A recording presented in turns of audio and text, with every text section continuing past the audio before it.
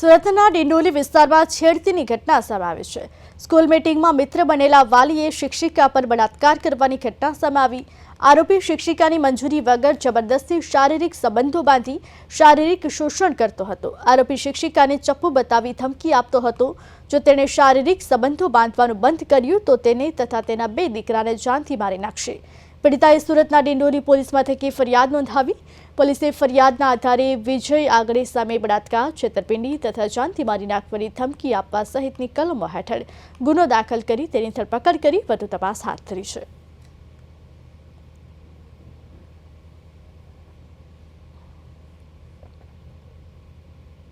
Dindoli police સ્ટેશનમાં તારીખ 7/9/2025ના રોજ એક રેપનો ક્રિમિનલ કેસ રજીસ્ટર થયેલો છે।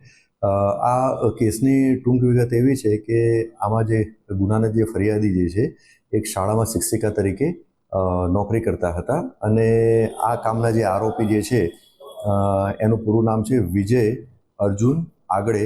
એનું રહેવાનું છે ઘર નંબર 22 ઉર્વા રેસિડેન્સી ઇકલેરા ચોકડી પાસે ડિંડોલી સુરત। એમના પરિચયમાં આ ફરિયાદી બેન આવેલા હતા। પરિચયમાં આવ્યા પછી એમના બંનેની વચ્ચે પ્રેમ સંબંધ થયા અને અમુક લાલચ આપી અને ફરિયાદી સાથે આરોપીએ શારીરિક સંબંધ બાંધ્યો। ગુનાની તપાસ દરમિયાન અને ફરિયાદની વિગત જોતા અમુક વખતે આ ફરિયાદી બેન જોડે આરોપીએ જબરજસ્તી પણ કરેલી છે અને જબરજસ્તી કરી અને શારીરિક સંબંધ બાંધેલા છે।